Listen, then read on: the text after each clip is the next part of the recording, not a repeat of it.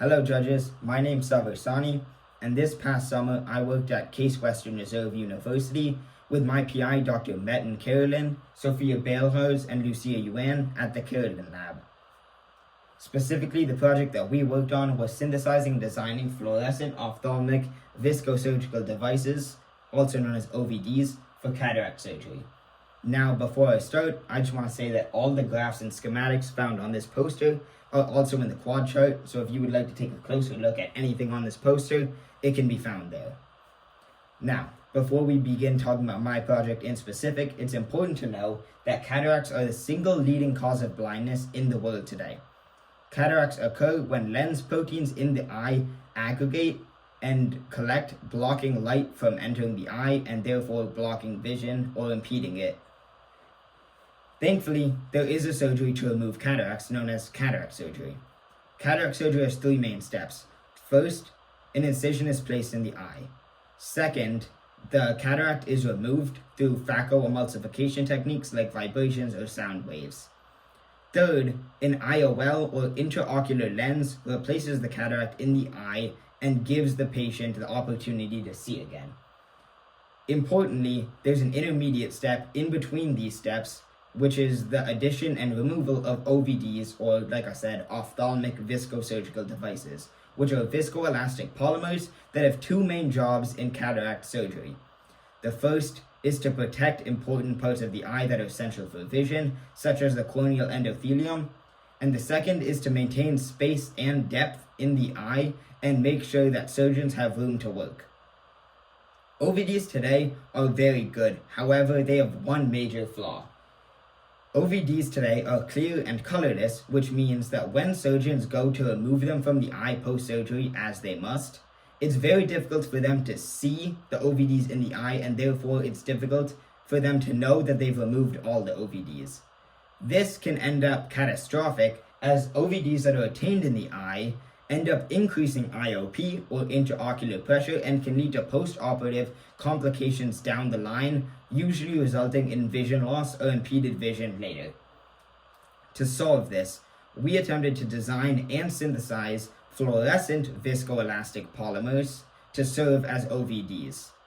The two main characteristics that we needed was obviously our polymer had to be fluorescent, and also it had to be transparent. The reason that our polymer had to be fluorescent is so that surgeons can see it in the eye, track it down, and make sure that it's removed from the eye to stop these post-operative complications from happening.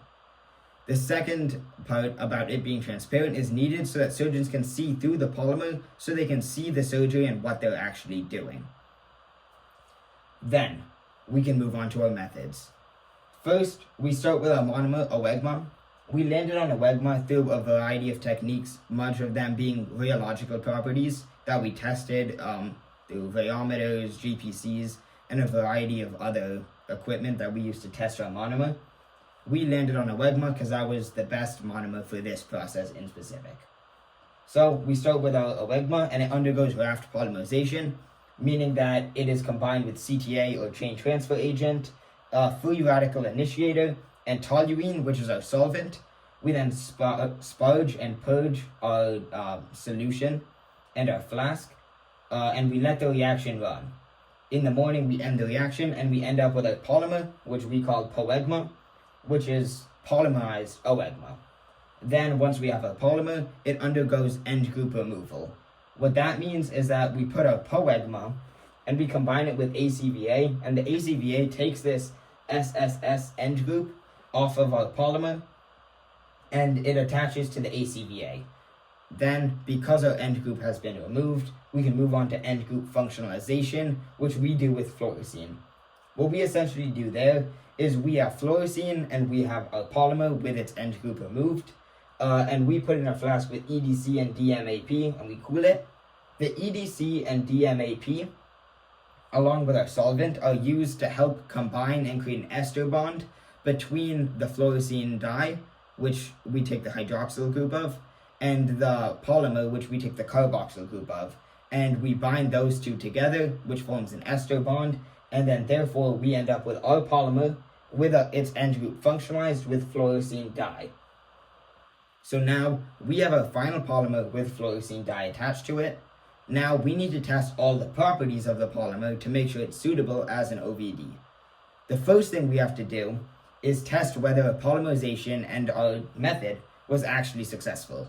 The way we do that is with an HNMR spectroscopy. This is figure 2. In figure 2a, we can see this is just a spectroscopy of fluorescein. And what we really want to pay attention to is what we call the aromatic region, which is these peaks between 6 and 8.5 parts per million. Each peak represents a different structure in our actual molecule. So the peaks from 6 to 8.5, like I said, is what we call the aromatic region, and they're very essential to fluorescein because they're unique to fluorescein in that they're not found in our polymer before we attach fluorescein to it. So our polymer after end group removal would not have the peaks from 6 to 8.5 parts per million as fluorescein does. Then we can see our HNMR spectra of our final polymer, which is figure 2b. We can see from 6 to 8.5, very similar structures are there. They're scaled down because there's larger structures in the overall polymer. However, the structures are there, and that tells us that fluorescein is indeed successfully chemically attached to our polymer. Then we can move to figure 3, which is a GPC graph. A GPC will measure the molecular weight and polydispersity of our polymer. So first we can look at our GPC graph 3a, which shows retention time, which shows the size of the molecule. So as you can see, each different color represents a different step, or should I say after a different step, because we run these GPCs after each step. So as you can see, the retention time is roughly the same. It has no significant difference in between the different steps. So that means there's no significant difference in molecule size. Then we can come to our graph, which shows us molecular weight and polydispersity. Again, there's no significant difference between the molecular weight between the 3 steps and the polydispersity between the 3 steps. And therefore, that tells us that there were no unwanted side reactions while we were running through our method to get our final polymer. That's good news. Then, in figure 4, we need to test the fluorescence of our polymer. So, what our UV spectra shows us is the wavelength at which our polymer's fluorescence and the fluorescent intensity. So, as you can see here, at around 425 nanometers, our polymer was incredibly fluorescent at a high intensity, which is really good. 425 nanometers, as you probably know, is on the visible light spectra. So what this tells us is that our polymer would be fluorescent to surgeons that they can see with their naked eye without using any equipment, which obviously we want. Then we can come over to figure 5, which is our last results figure. You can see this is a complex viscosity. This is a rheometer reading along an angular frequency sweep. So the complex viscosity of our polymer across almost all angular frequencies was about 4 Pascal seconds, which is really, really good because that's ideal for that's ideal for dispersive OVD. Then, even though all of these tests were successful, what we actually found is that our polymer can't actually be applied in the real world for reasons I'll go into now. First, there was a difficulty purifying our polymer poegma. So you can see here, after raft polymerization, we have poegma. An important step is that we have to purify the polymer, which we do through solvents, and then a rotovap, which evaporates impurities, and then a hexane bath. However, what we found is that our polymer ended up dissolving too much with the solvents, which means that in the rotovap, it often evaporated with the impurities, which means that there was some difficulty purifying the polymer. However, there was more problems than just that. There's also a problem with hydrolysis, which means that in the presence of water, our polymer turned into separate monomers, meaning that it's splitting up, hydrolyzing in other words. And then finally, we need deionized water in order to reach complex viscosity that we got here, which is an ideal complex viscosity. However, a huge problem is that our polymer turned cloudy in the presence of that much deionized water, which is obviously an issue as that compromises on our need for a transparent OVD. Because that means if our polymer turns cloudy in the eye where a lot of water is present, then the surgeons won't be able to see through it and therefore can't do the work that they need to do.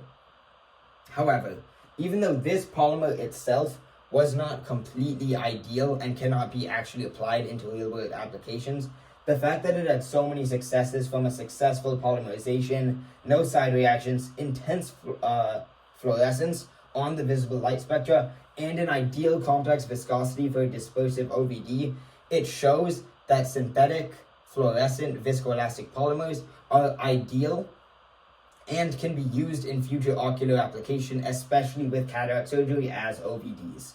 So that's why in future directions, we want to pursue copolymerizations of Awega this time and fluorescein acrylate monomer. We landed on Awega because, again, we've already started some of this research, and we found that Awega would be best for that process of copolymerization.